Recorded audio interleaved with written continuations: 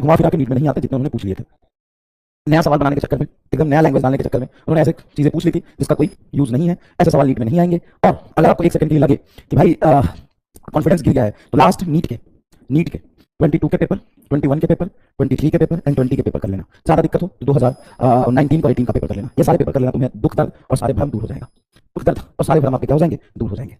ठीक है, घर पे कर लो, सारे सवाल हो जाएंगे। बहुत देखो, लैंग्वेज और नया सवाल डालना होता है, लेकिन सारे लैंग्वेज और सारे नए सवाल डालने से बेटा आप लैंग्वेज पढ़ के उसको जल्दी डिकोड नहीं कर पाओगे। ठीक है ना?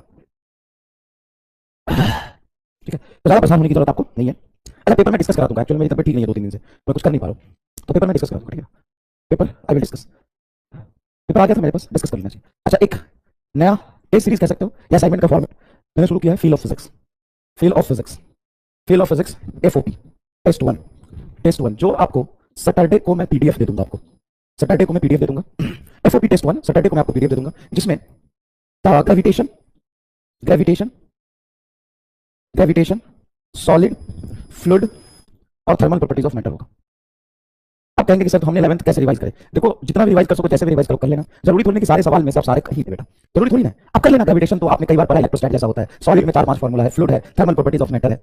जितना आपसे हो सके उतना रिवाइज कर लेना। फिजिक्स में इजी से कर लेना अगर आपके पास है तो। ठीक है, अब इसकी खास बात क्या है? खास बात यह है कि आप बहुत स्ट्रेस लेके इस पेपर को मत करना। इस पेपर को करना बहुत आराम से, कूल होकर। जो सवाल ना हो उसको छोड़ देना, जो हो जाए उसको अच्छे से करना। इसमें सारे न्यू क्वेश्चन होंगे जो आपको देखे हुए नहीं मिलेंगे। 80 से 90% क्वेश्चन, 80 से 90% न्यू क्वेश्चन होंगे। न्यू क्वेश्चन का मतलब कंसेप्ट नया नहीं है, कंसेप्ट तो वही है ना। हाँ, कंसेप्ट लगाने का तरीका नया, language new, language new. Sir 12th का पहले करा देते, 12th का भी कराऊंगा, 12th का भी कराऊंगा। 3-3, 4-4 चैप्टर मिक्स करके क्यों दिया सर? एक चैप्टर क्यों नहीं दिया? नंबर ऑफ क्वेश्चन ज्यादा होंगे, 70-80 सवाल होंगे, तो 70-80 सवाल होंगे। हाँ, सारे सवाल आप कह रहे हो एकदम अच्छे लैंग्वेज वाले होंगे। हाँ, बहुत टफ नहीं होंगे। मतलब एक होता है कि यार कुछ भी पूछ लेना, तो कुछ भी पूछ लेना, तो मैं एडवांस का सवाल करा देता हूँ। हाँ, मेरे से भी नहीं होंगे कुछ सवाल, मैं बैठ के घर पे कर लूंगा, कल आके करा दूंगा। उसका कोई सेंस है नहीं ना। तो हमें ना बाउंड्री लाइन खींचना पड़ता है कि नीट के लिए क्या इंपॉर्टेंट है। नीट के लिए इंपॉर्टेंट है लैंग्वेज बहुत लेंदी हो, लेकिन कैलकुलेशन लेंदी कभी नहीं हो। तो इसमें बहुत मेहनत लगती है ऐसे क्वेश्चन निकालने में। टफ क्वेश्चन लाने में मेहनत नहीं लगती। टफ क्वेश्चन तो कहीं से भी ले आओ, टफ क्वेश्चन तो कहीं से भी ले आओ। Level up tough question, hard question तो कहीं से भी आ जाएगा, कहीं से भी आ जाएगा। लेकिन हमें वो नहीं करना ना। हमें वो करना है कि यार लैंग्वेज भी नया हो, हमें थोड़ा सोचना भी पड़े, क्रिएटिव थिंकिंग भी लगे, कैलकुलेशन भी इस लेवल का ना हो जो नीट में आता ही ना हो, नीट वाले कैलकुलेशन हो, और अच्छे से हम अटेम्प्ट कर पाएं, ये जरूरी है। ठीक है भाई, ठीक है भाई। तो फॉर्मूला रिवाइज कर लेना जितना तुमसे हो जाए, और अच्छे से अटेम्प्ट करना भाई। ठीक है, ये PDF मैं सैटरडे को आपके बैच में डलवा दूंगा।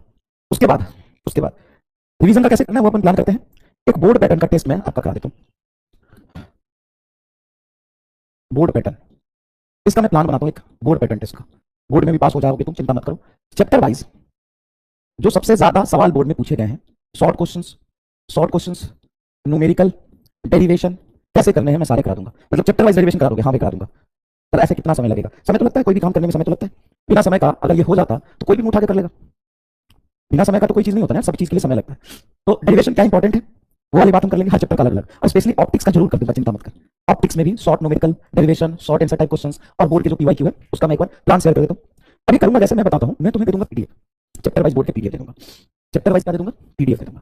अब चैप्टर वाइज जब तुम्हें PDF मिल जाएगा तो तुम उसको घर पे बैठ के एक बार अटेम्प्ट कर लो, और फिर हम क्लास में उसको डिस्कस कर लेंगे। तो इससे ज्यादा समय भी नहीं लगेगा ना। अगर तुम्हें PDF पहले मिल जाएगा तो तुम आराम से उसको अटेम्प्ट करके देख लोगे कि क्या क्या चीजें हैं, क्या क्या चीजें हैं, क्या क्या लिखना है, नहीं लिखना है। फिर बोर्ड में जब वो सवाल आएगा तो उसको कैसे अटेम्प्ट करना है, बोर्ड में कितना लिखना है, बोर्ड में कितना नहीं लिखना है ना। अलग अलग बोर्ड के लिए नहीं होगा, CBSE मेन बोर्ड है। और देखो बोर्ड कोई सा भी हो, अगर वो चैप्टर सिलेबस में है तो एक ही जैसे सवाल सारे बोर्ड में आते हैं। तो मैं पहले PDF डाल दूंगा, ये बहुत इंपॉर्टेंट है।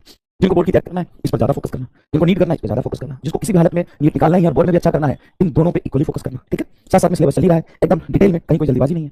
आज के लेक्चर में सबसे पहले मैं मॉडर्न फिजिक्स स्टार्टिंग आपको रिवाइज करा देता हूँ। आज का जो क्लास नोट्स होगा उसको आप शॉर्ट नोट्स कैसे बनाएं उसके रेफरेंस के लिए भी यूज कर सकते हैं। देखो सारा